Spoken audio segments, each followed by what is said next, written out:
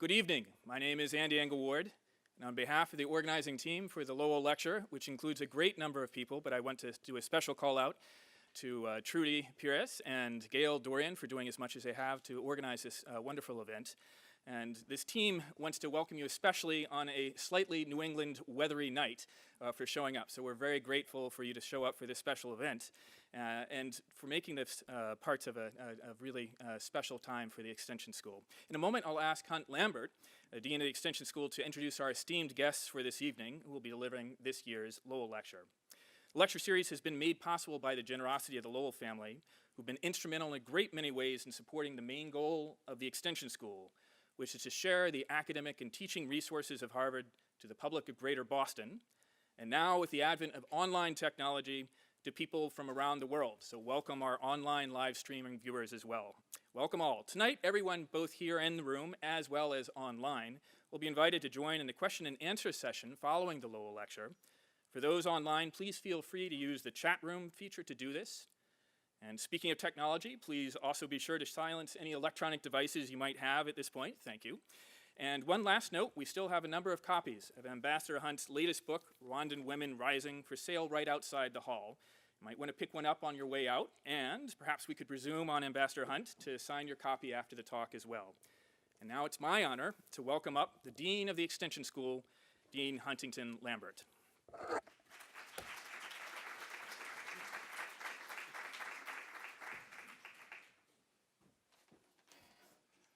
Thanks, Andy, and thanks for all of you coming out in the bad weather, and hello to all of you in the distance world. This is a really exciting evening, and I'm glad to see so many people have come out through the snow. We've had about 500 people sign up for this event face-to-face, and I'm hoping the ones that didn't make it into the room were able to tune in today. So I'm Hunt Lambert, Dean of DC and Extension. Unfortunately, no relation to our speaker, whose last name is Hunt, but we do joke about it sometimes. I want to thank Ambassador Hunt for coming and talking about this subject. It's a subject that, as you're going to hear, is pretty important to me. And it's important to me for my personal reasons. And I'm not going to do a traditional read the history introduction.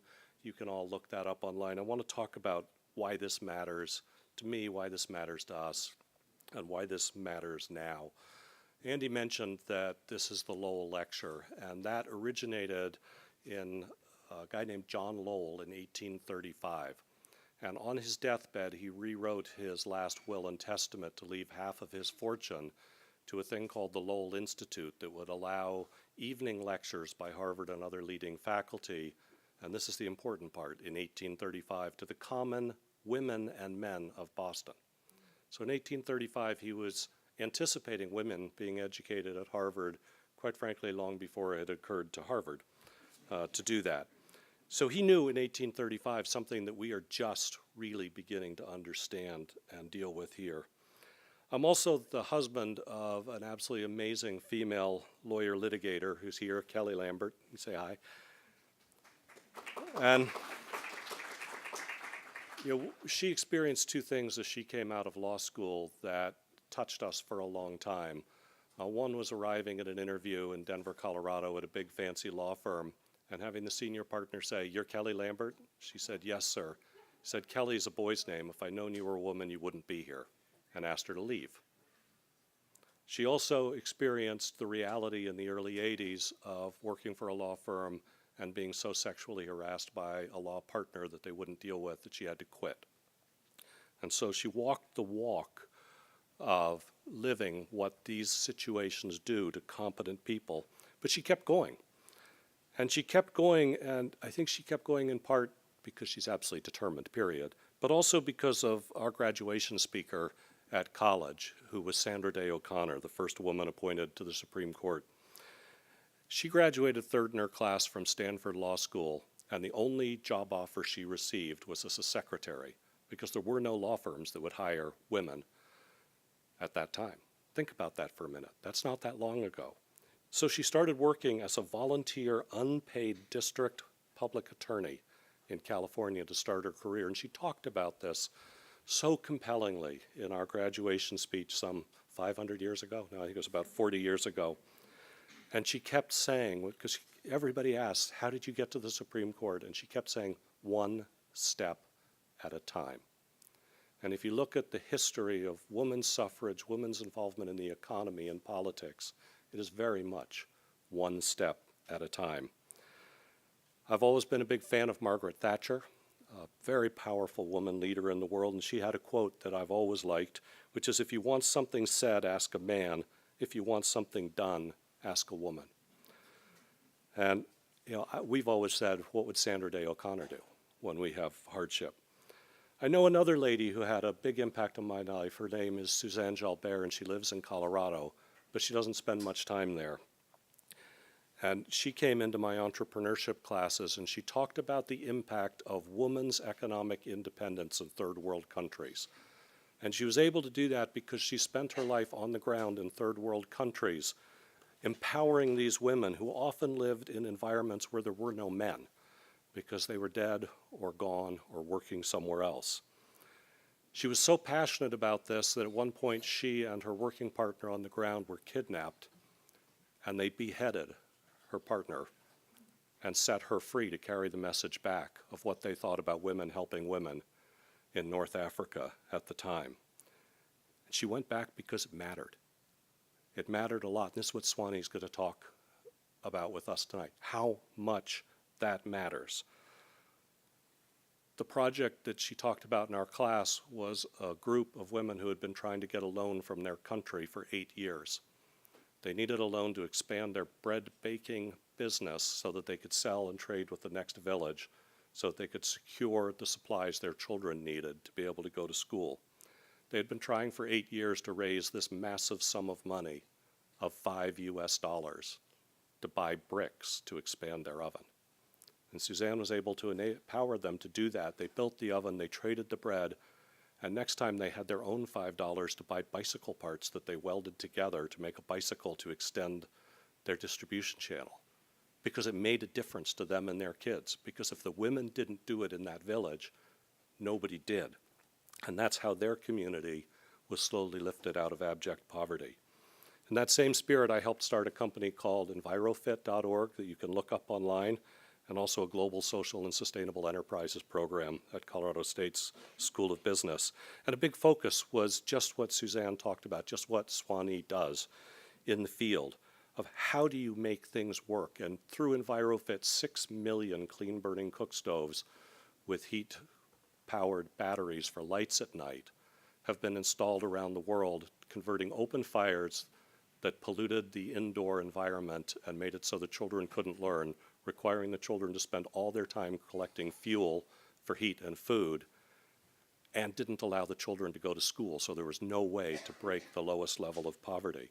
The people who buy those stoves are not the men in the household, it's the women, because it makes life better for them and their family and their village. Now, there's a contrast in the world today. There is no doubt in my mind that we live in the best world ever for the human race. There is less war, there is less crime, there is less death from violence, there is better education, there's better women's education, lower infant mortality, and 2 billion people have been lifted out of abject poverty in the last 20 years, thanks to globalization of supply chain.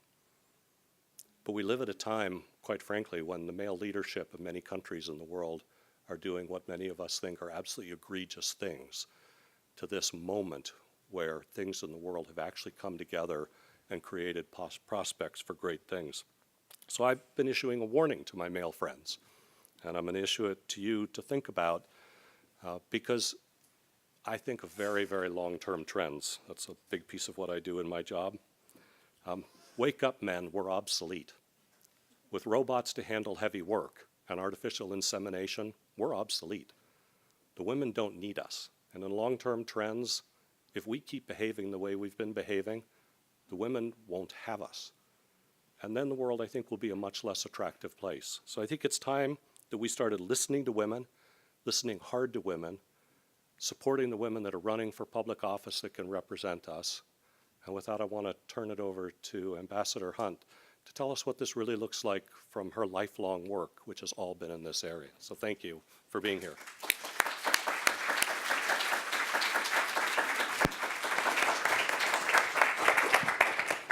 Thank you. I'm over here. May I say thank you? I'm going to come over and say thank you. Thank you.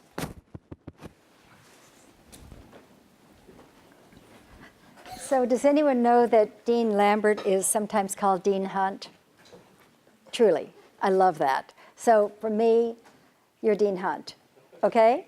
Dean Hunt and Ambassador Hunt, it's too cute. I couldn't let it go by, right? And also I want to introduce you to Chantal Kayitesi, my friend here from Rwanda, and you'll hear more from her in a few minutes. Thank you all for being here.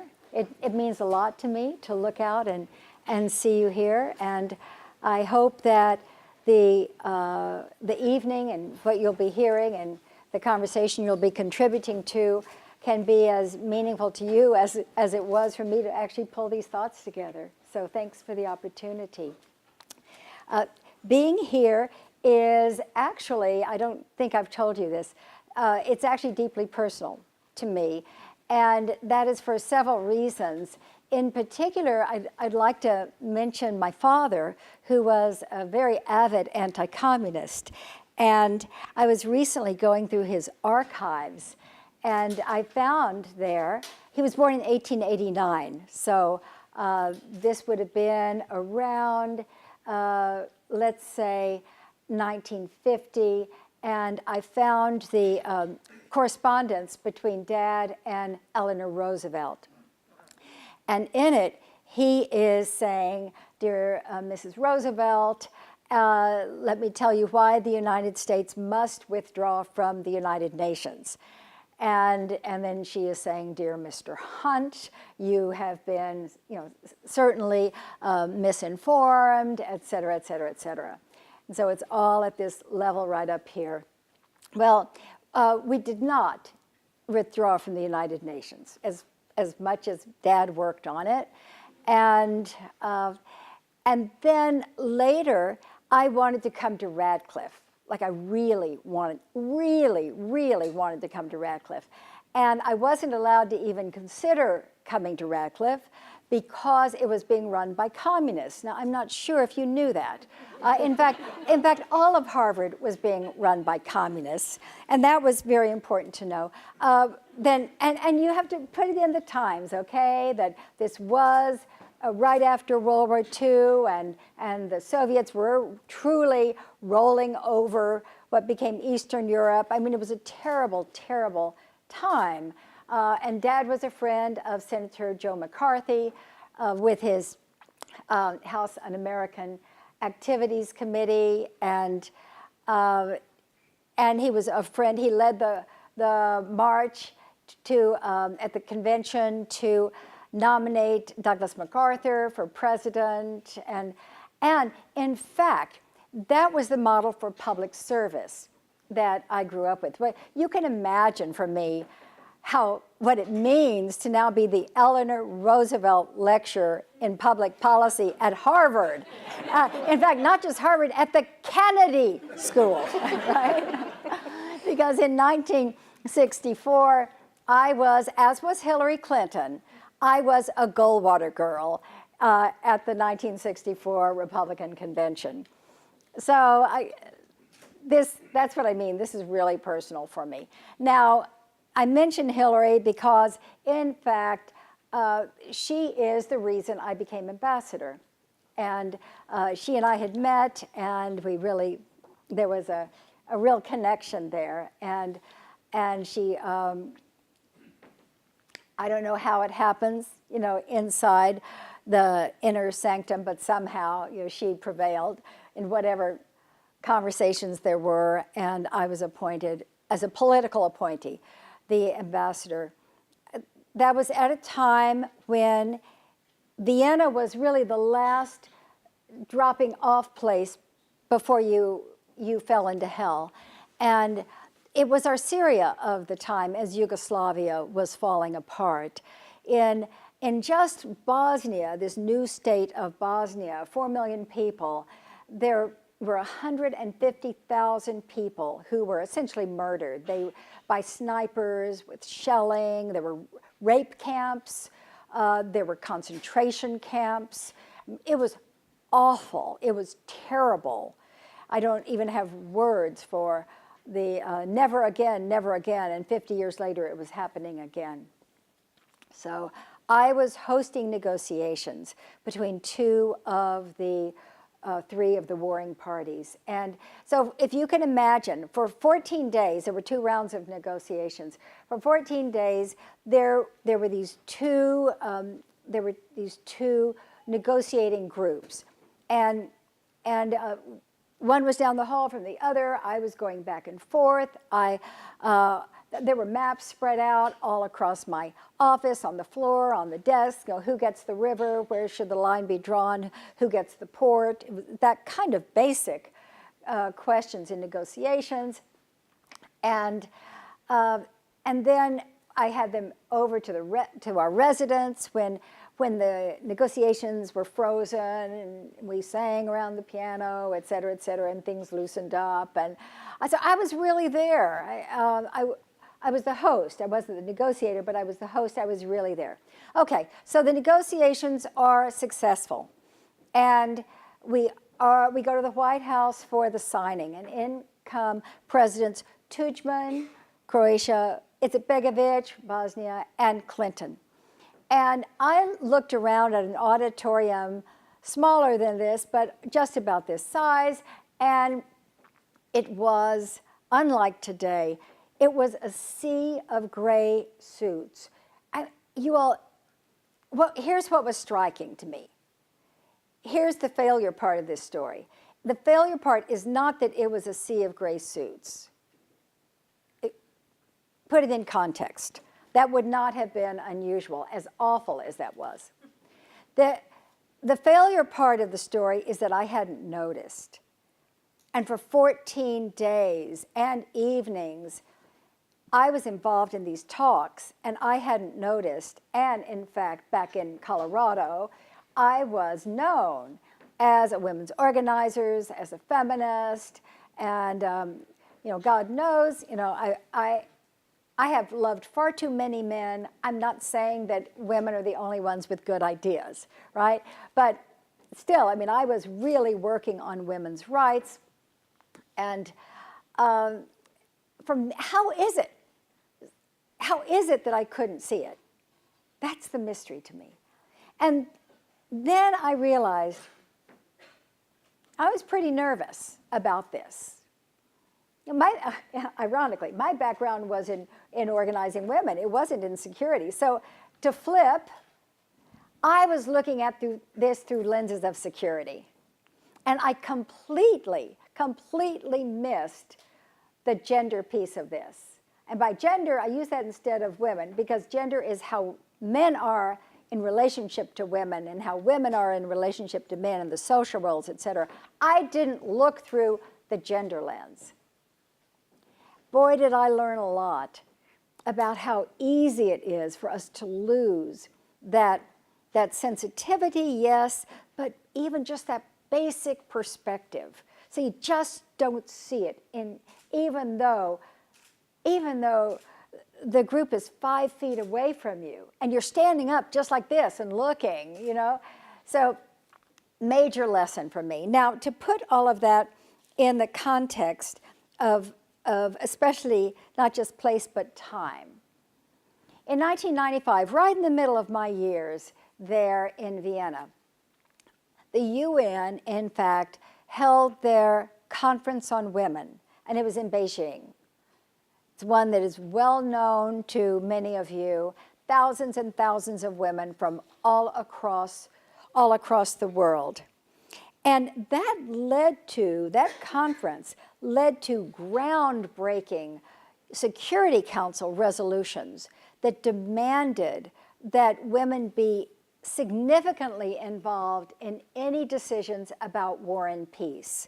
It took a very long time for those Security Council resolutions to really be implemented, but at least the standard was there on paper, and that's key. So out of that, I started writing pieces, foreign affairs, et cetera, and my work came to the attention of one of the greatest internationalists of all time, and that is Joseph Nye, Joe Nye, who coined the phrase soft power. And as many of you know, he was the dean at the Kennedy School. And I had the complete surprise and honor of being asked to come from Vienna to the Kennedy School and create and then direct the Women and Public Policy program. And at that point, and perhaps still, that was the program with the heart and the mind to really grapple with the challenges and the opportunities that women all over the world were grappling with as well. And that was really Harvard's preeminent women's program in that initiative or institution, organization.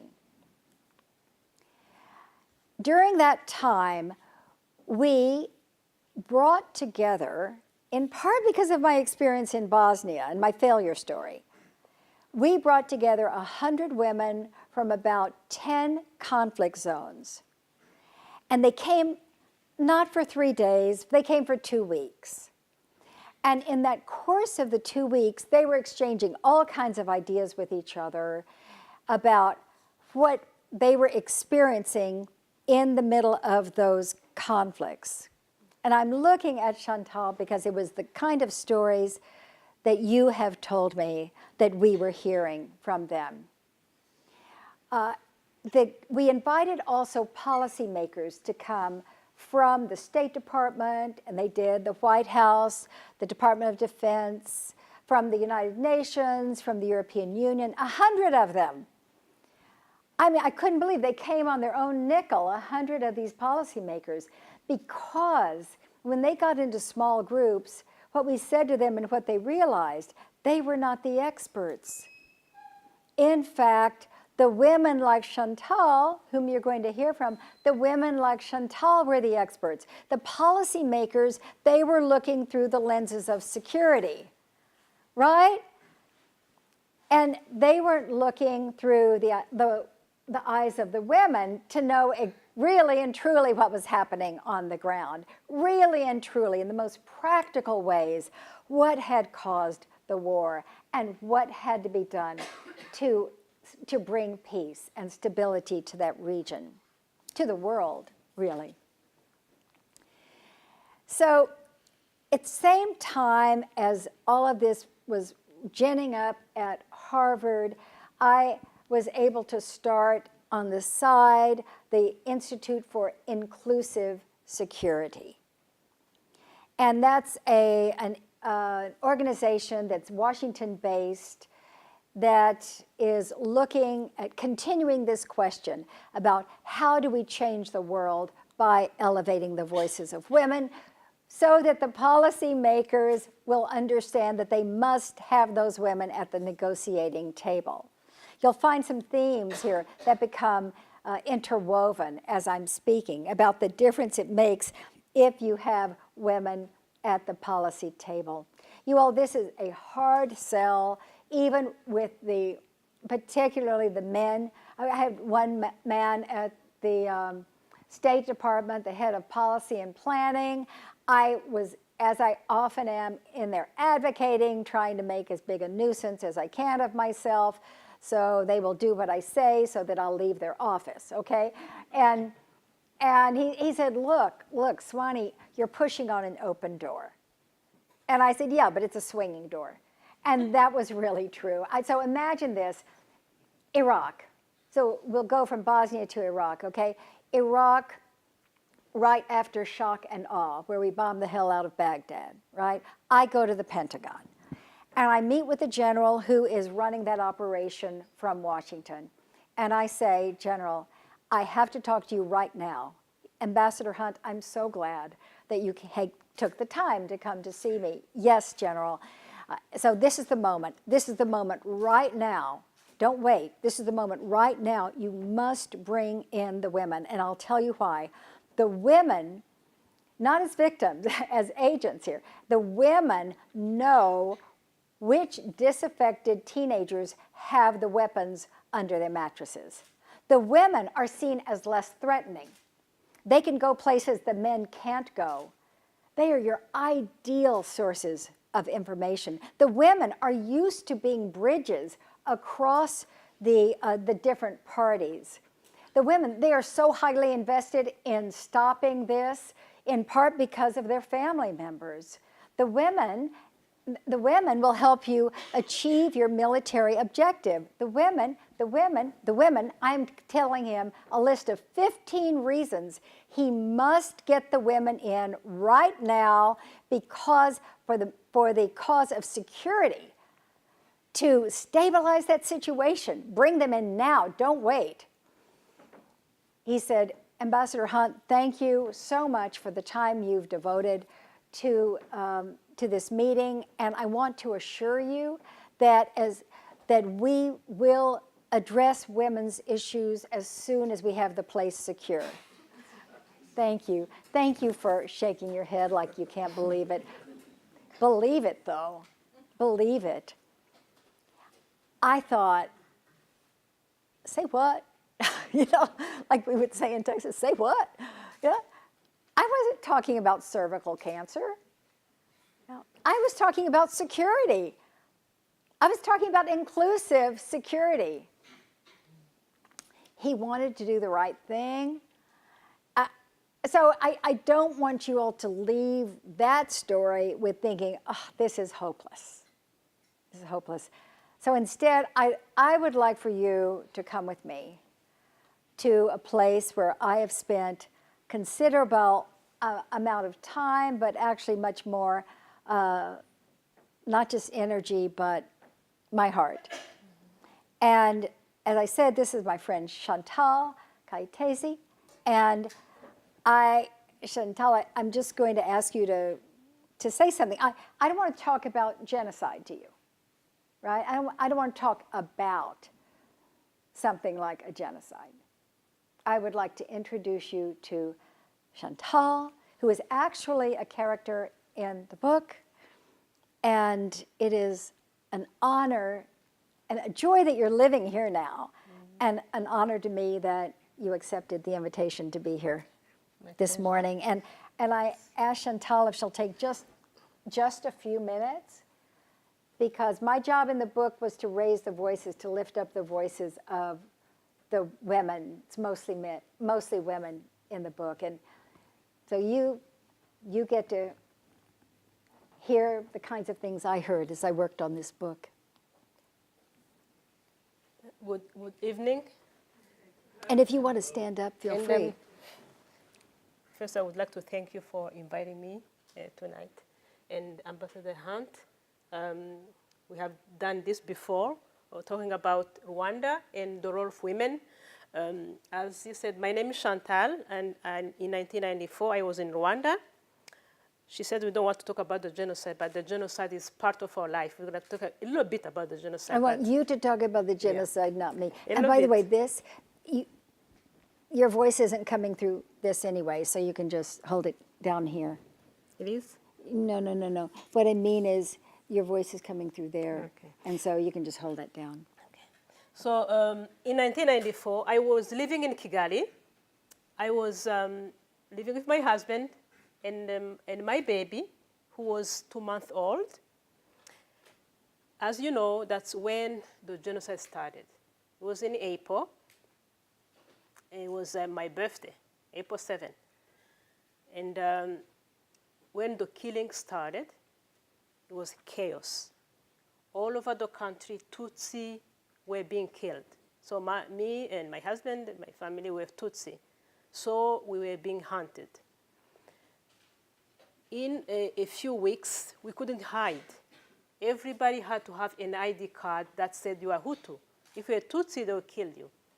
So my husband said, so I know a mayor in one of the town. Let's go see him. Maybe he's going to give us an ID, fake ID that said we're Hutu. So we went, we rented a car, we went to see the mayor. So I stayed in a house in a neighborhood, and he went to see the mayor, and he was waiting for him at somewhere in a bar. That's where the mayor was used to go. And And that, what I'm telling you, I didn't know back then. I learned that 3 months later. So they told me he went in the bar, waiting for the mayor. The mayor came in. He saw him, went to him, gave him a hug, and immediately left and told one of the policemen to go and kill that cockroach. So that's how he was killed, and he was killed by someone he thought was a friend. At the same time, I lost 2 of my siblings. I lost both my parents. I lost many aunts and uncles and many extended families and many friends, co-workers, people I went to school with, a lot of people in Rwanda. Over 1 million Tutsi were killed, and some Hutu also were also killed in Rwanda in 3 months. I'm not talking about the story of everybody, but my parents, my father and my mother went to hide in the village when they came, where my father was from, with other relatives. So they found him. One of the militia who was looking for him went to find him. And they have to walk almost like 4 to 5 miles on foot to go back in town where we're living. And my father back then, so my father was a physician assistant. My mother was a nurse midwife. So they were both well known in the city. So my father told the militia, I'm going to give you all the money I have, but don't kill me with a machete. Use your gun to kill me. I'm going to buy the bullet to kill me, but please don't kill my wife. So the militia said yes. So they killed him with a bullet, and they spared my mother for 3 days. But we heard that 3 days later, they came to find her, took her in another house with other women, and they used rope to tie them, the hands and feet. They couldn't run. So, and they threw grenades in that house. So that's how my mother died. And as I told you, my mother was a nurse midwife. She was loved by everybody. She had delivered many of the babies in that town. And I never thought that anyone was going to kill my mother. So that's my story. So my story is not different from many others. There are many people who suffered even more than I did. And they lost everything. They not only killed people, they killed cows, because in my ethnic group, cows are part of my culture. They destroyed the houses. They made sure that everything that remind people of Tutsi be destroyed. It was a genocide. It was unusual. We never thought that something like that was possible in Rwanda. And our family were killed by people we went to school with, our neighbors, people who went to the same church, who were Christian. Rwanda was more than 90% Christian back then. And we couldn't understand it. No one could understand it. So that's what happened.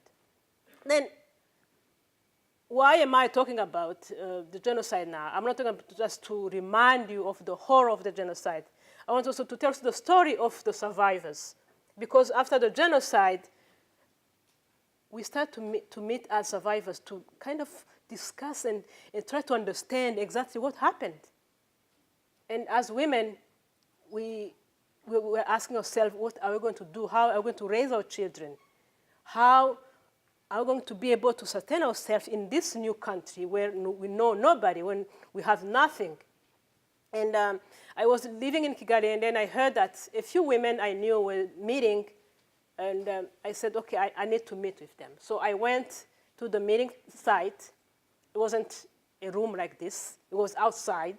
There was a big tree. We didn't have a room, so we were sitting under that tree and talking. And it was so many ideas. I was like, so we have children. What are we going to do? And then someone said, oh, we don't talk about food or anything. Let's talk about people who killed our family. They are there. They are not in prison. we need to make sure that they go to prison. We need to fight for justice. And the other person, we don't even have houses. Where are we going to live? How are we going to build new houses? And how are we going to send our kids to school? How are we going to find a job? Now we need to work. And back then, most women were staying home, taking care of the families. Many were not educated because the education was mostly for boys. But now it have changed. You have to take care of ourselves, our children, our families, many orphans. So that organization, we started meeting every Sunday, and every Sunday more women were coming. So we couldn't keep meeting on the street and under that tree. Finally, we found a church. We borrowed a room, so we're meeting, and more ideas came. And finally, as we continue to meet, okay, we need to do something. We can't just meet for meeting. We need to create an organization. So that's how we started an organization for widows of the genocide. It's called Avega Agahozo. So it was started in Kigali by 50 women, but we started going in all over the country. Every weekend, we go to the south and the north and the east, the west, all over the country, and to create that organization, to raise awareness about that we exist, that we should work together to resolve our issues, to contribute to rebuilding Rwanda, and that we need to have a voice, to have to be awake and to be really active to make sure that we contribute to whatever is going to happen to ourselves and to our children. So that's how Avega was born, and in a few years, it was more than 25,000 members all over the country. And even now, that organization is still it's really one of the best organized and very powerful organization of women in Rwanda. I think that's what I want to talk about today.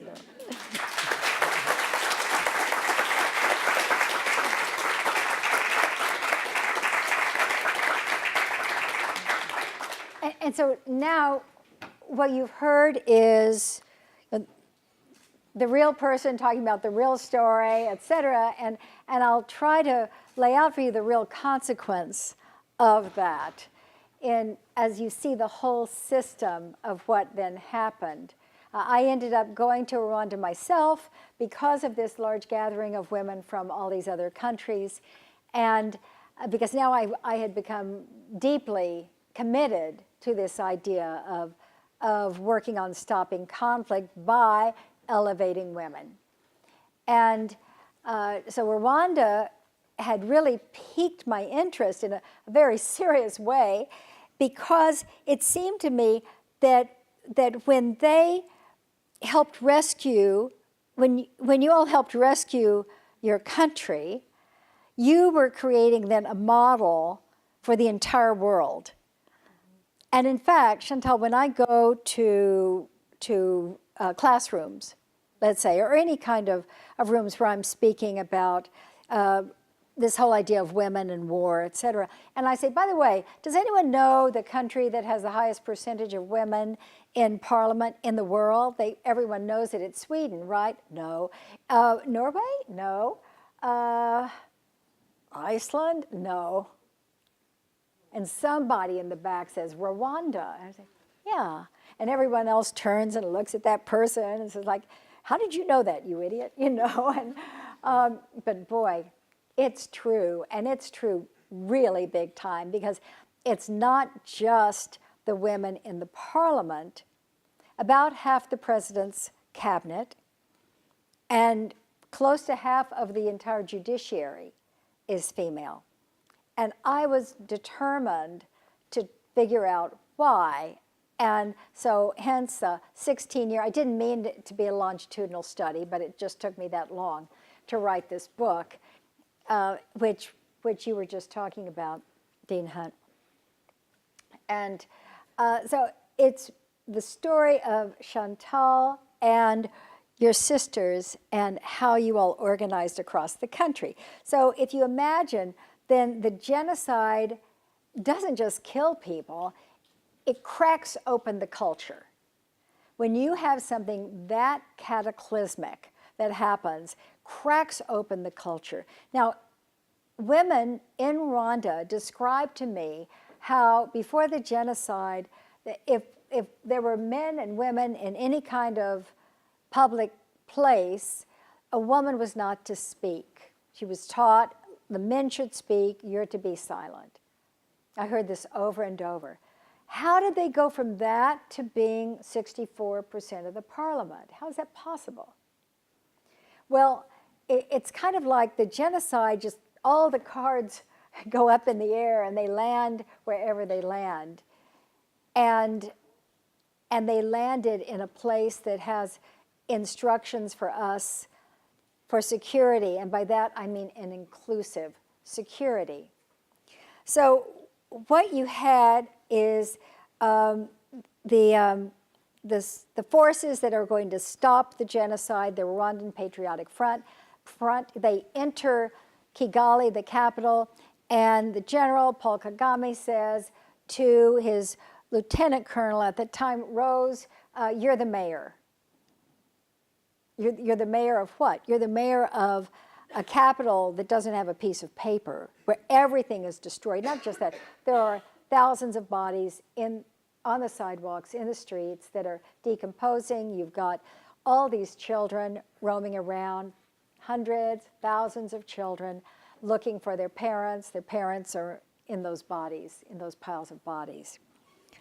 And yet, it was women like Rose who really became the examples to other women, and it was people like Chantal, women like Chantal, who became examples to other women around the country.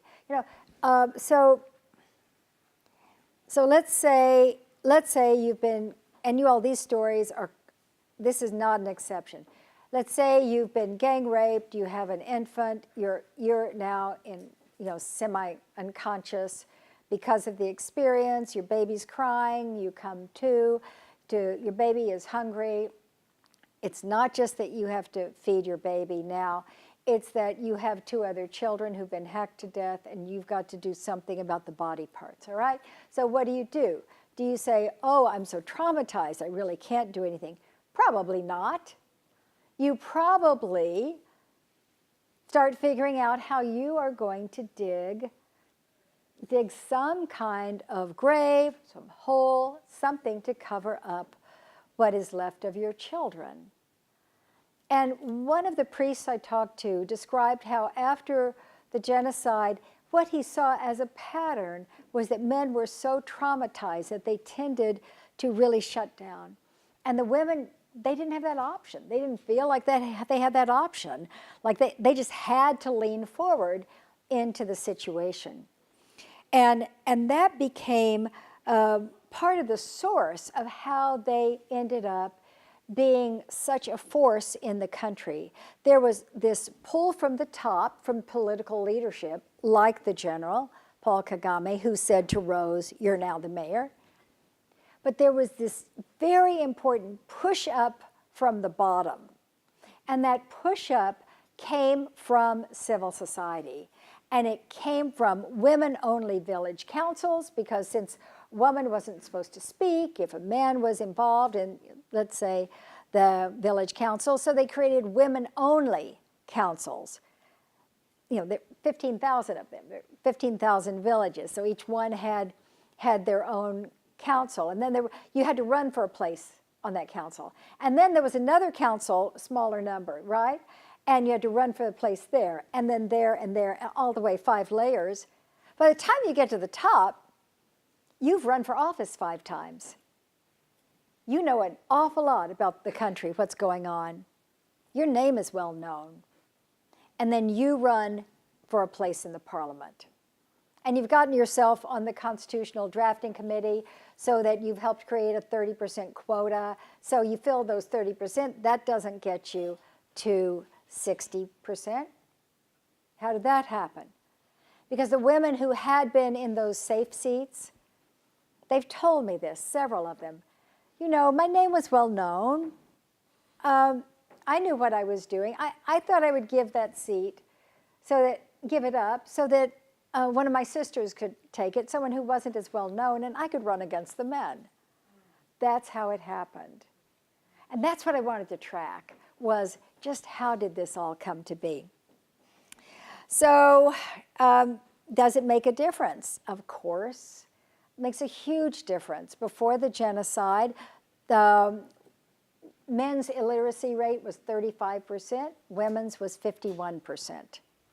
And now it's compulsory education for girls and for boys through 9th grade.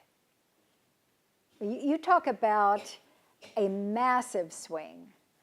And you know, I could go on and on. Rwanda is the gold standard for development. The World Bank says they've never seen a country that has just leapfrogged over the indices, whether it's malaria, and they have 20,000 healthcare workers elected by their villages. Like, how smart is that? So the healthcare workers come back in, and they already have the trust of the village. And so there's tremendous amount of compliance. And so I could go on and on about all of the different ways in terms of businesses that are being started by the women, and how that gains them more status, and how they pass laws so they can inherit land and land reform. You know, clearly, read my book, right? Or else I'm likely to keep talking about this. It's very, very exciting. Many, many thanks for having me. I have very, very much been energized by looking at your faces. Chantal, my friend, thank you.